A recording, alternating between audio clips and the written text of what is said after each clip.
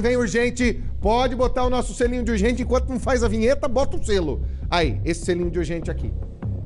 Tem novidade agora pesada sobre o caso daquele atentado contra o carro da família do Adeilson, da Ana Valentina, aquela menininha de 3 anos de idade que tá lutando para sobreviver. Lembra essa pequenininha, essa lindinha, esse anjinho, acabou sendo atingido por tiros, disparados pela Amanda. Quem é a Amanda? A mulher que diz, eu fiz essa tocaia sozinha e atirei contra o carro do Adeilson porque ele estaria no local matando o meu avô e eu prometi pro meu avô no leito de morte que ia me vingar. Lembra? Dentro do carro do Adeilson tá aí a Ana saindo com o marido dela. A Amanda saindo com o marido dela. Esse é o dia que o seu Wilson foi morto. Depois teve o ataque. Você lembra dessa história em Rio Branco do Sul? O Thiago Silva tá nessa história desde o começo.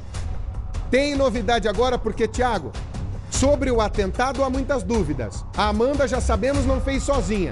Quem fez com ela? Mas sobre a morte do seu Wilson, o Adeilson estava sendo procurado. Qual é a novidade nessa história? Boa tarde. Teve, inclusive, a prisão preventiva decretada nessas últimas horas e os advogados estão tentando um habeas corpus para que o Adeilson responda ao processo em liberdade. Como ainda não há uma manifestação por parte da Justiça em relação a isso, o Adeilson, que está aqui no centro de Curitiba, vai dar a última entrevista nesse momento, porque daqui ele vai se entregar. Avisando, então, as autoridades lá de Bocaiúva do Sul, podem ficar aqui nesse momento tranquilos, não precisam mais rondar a região ali de Bocaiúva do Sul, porque o Adeilson, ele vai se apresentar às autoridades. Por que você vai se apresentar, Adeilson?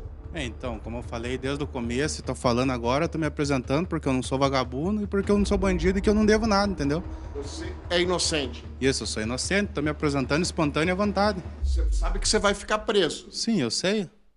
E aí? Ah, fazer o quê, né? Tem que... Estamos lutando, né? Mas estou de cabeça erguida porque eu sei que eu sou inocente, né? Entendeu? Eu sei que eu estou inocente, estou me apresentando, vou ficar lá se for preciso, mas eu tenho fé em Deus que tudo vai ser... As provas vão aparecer a verdade, né? Você vai para uma delegacia de polícia agora, vai se apresentar e falar: eu estou me apresentando, mas sou inocente. Sim, isso mesmo. Como eu sou inocente, estou me apresentando de espontânea vontade, entendeu? Doutor Juliano Vidal é o advogado aqui do Adeilson. Doutor Juliano, por que a questão de apresentar o seu cliente? O senhor já colocou no inquérito que ele não tem participação no crime, que ele é inocente, mesmo assim o senhor vai levá-lo agora para uma delegacia? Sim, Thiago, o que acontece? Eu represento a vontade do meu cliente. Desde o princípio, ele tem trazido provas suficientes de que ele não participou do crime que está sendo imputado a ele. Desde o princípio, ele sempre colaborou com a justiça. Tudo o que foi necessário para elucidar esse caso que imputam a ele, ele providenciou. Ele apresentou espontaneamente o telefone dele quando a autoridade policial duvidou das provas que ele estava apresentando, dizendo que havia possibilidade de ter sido adulterados vídeos, datas e tudo mais. Ele de imediato disse, então, apreenda o telefone e mande para a perícia. O que não foi feito pela autoridade policial, tendo que a defesa se manifestar posteriormente, requerendo algumas diligências, dentre elas quebra de herb, de sinal telemático, de mensagens, enfim, vistoriasse todo o aparelho telefone celular dele, com o intuito de comprovar o que ele estava realmente afirmando, que ele não estava no local do crime que imputam a ele. E essas diligências foram negadas, sendo acolhido apenas o pedido de apresentação espontânea do aparelho celular do Adeilson, o que foi feito. Esse aparelho foi entregue na semana retrasada e não tenho notícia ainda se esse aparelho já foi encaminhado à perícia. E conversando com o Adeilson, nós tivemos uma situação na semana retrasada, quando ele foi proceder com o reconhecimento das pessoas que haviam sido presas pela autoridade policial, e ele, numa conversa preliminar ali, o delegado deixou claro, né, que iria pedir a prisão das pessoas e que era para ele colaborar. Você acha que existe uma perseguição do delegado para com o Adeilson? Eu não posso informar com certeza uma perseguição, mas eu vejo que ele está direcionando o inquérito a respeito do Adeilson para comprovar uma culpa do Adeilson, quando ele já trouxe provas robustas e indênises dúvidas que ele não estava no local do crime. E no caso em que o Adeilson é vítima com a família, ele está dando credibilidade para a palavra da Amanda. que ela estava sozinha no dia dos fatos e que não haviam outras pessoas com ela, quando provas que foram juntadas, inclusive no inquérito, vão em sentido contrário, que haviam mais pessoas no dia em que ele sofreu o atentado. E nesse dia em que ele foi para esse reconhecimento, o delegado disse algo que foi bem marcante: eu vou pedir a prisão das 2 pessoas suspeitas e vou colaborar com vocês, mas se me ferrarem na imprensa, eu ferro você depois. Por coincidência, não era de conhecimento nem do Adeixo nem da defesa, no outro dia foi veiculada uma matéria jornalística onde a testemunha que a princípio compareceu na delegacia e disse que não estava trabalhando com o Adeixo, dá uma entrevista informando que ele foi forçado pelo delegado. Entrevista que foi concedida ao repórter Ricardo Vilches aqui do Balanço Geral. Perfeitamente, perfeitamente. Nessa entrevista, ele disse que ele foi forçado pelo delegado a contar versão diferente daquela em que ele foi lá para contar. E, a partir de então, saiu o decreto de prisão preventiva do Adeixo. Depois daquela entrevista, então, o senhor acha uma perseguição disso? Entendo que sim. Né? E por conta desta matéria, no outro dia, o Bradock dá uma entrevista informando, né, que havia sido decretada a prisão preventiva do Adeixo, quando esta informação, a princípio, deveria ser mantida em sigilo, até para que fosse possível a captura dele num efeito surpresa. E ele fez questão de dizer que não vou manter segredo, porque ele já deve estar sabendo que ele tem uma mandado de prisão preventiva. E deixou bem claro: a polícia quer falar com você, Adeixo. Como se o Adeixo tivesse, em algum momento que fosse, de todos os procedimentos que foram realizados, se furtado de comparecer na delegacia, mesmo quando a intimação que foi mandada para ele não foi formal. Né? Todas as vezes que ele foi intimado para comparecer na delegacia, fosse por telefone, fosse por mensagem, por notícia de alguém, ele sempre compareceu. E ele sempre colaborou com a justiça. E quando saiu esse mandado de prisão para ele, na quinta-feira, de imediato, ele tomou conhecimento e ele entrou em contato e falou: doutor, eu vou me apresentar. Você tem certeza, Adeixo? Tenho, vou me apresentar.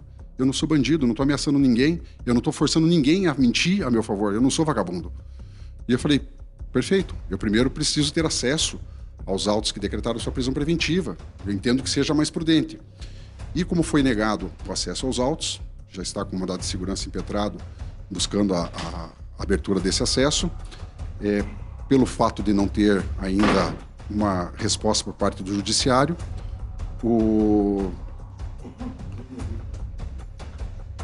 Ok. O senhor tentou ali impetrar um habeas corpus? Um mandado de segurança para pedir acesso aos autos. Né?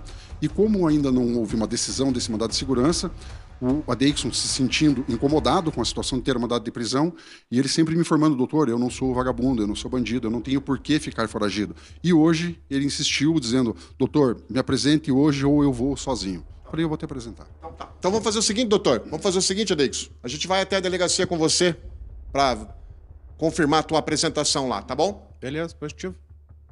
Até a delegacia. O Adeixo está saindo nesse exato momento aqui da região central de Curitiba. Vai se apresentar numa delegacia aqui na capital, aqui na região de Curitiba. Daqui a pouco a gente conversa mais, mostrando a entrega dele lá, a apresentação dele aqui ao poder, aqui à Polícia do Paraná. E vamos aguardar o desfecho desse caso, que tem muito que ser esclarecido ainda. Rivaroli. Tiago, eu sei que você está me ouvindo, eu tenho uma pergunta a fazer. Vocês estão na corregedoria, aqui no centro de Curitiba, estão em outro ponto. Enfim, vocês estão onde vocês têm que estar. Ele não confia mais na investigação do delegado Bradock? É isso, Tiago. Eu queria que você deixasse essa pergunta que eu estou fazendo. O doutor e o Adeixo não confiam mais na investigação do delegado Bradock, por isso se apresentam em outro lugar?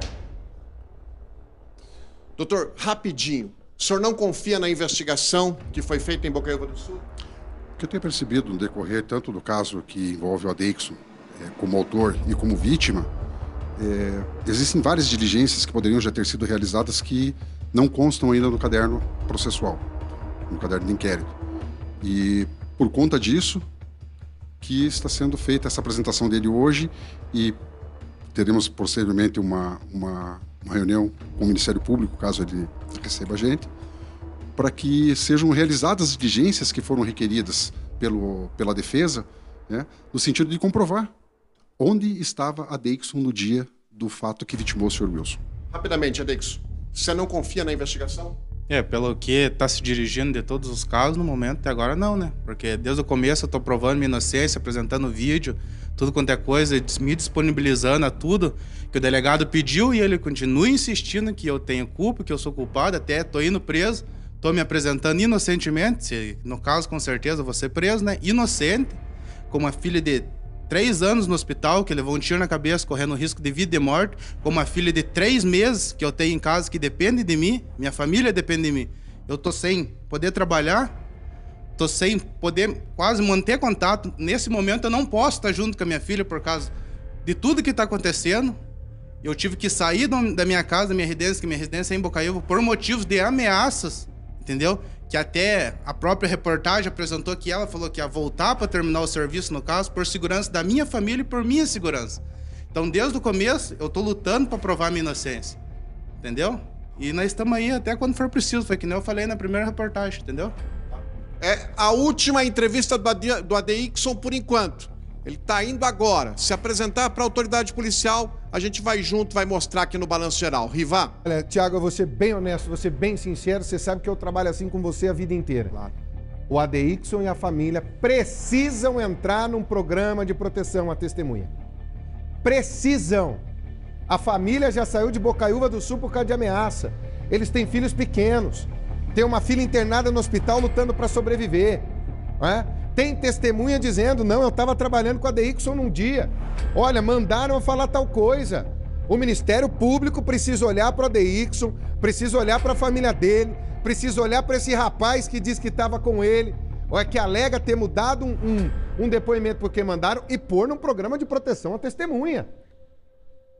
Porque ela falou, ela declarou isso, que vai matar de novo, se precisar. Ou tentar, né, que nem foi.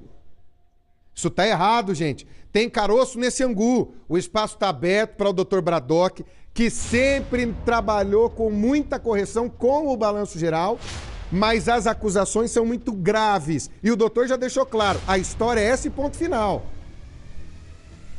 Fica o espaço aberto para ele, porque esse advogado e o Adeilson já disseram, nessa investigação a gente não confia e vai ter que ir para o Ministério Público. O que é que está acontecendo nessa investigação? Cadê a corregedoria acompanhando? É preciso, gente. É necessário para essa história não se aumentar ainda mais do que o tamanho que ela já tem. Tem uma criança lutando para sobreviver e um idoso morto. Thiago, você vai acompanhar, volta ao vivo a qualquer momento. É ao vivo, é urgente, é exclusivo no Balanço Geral.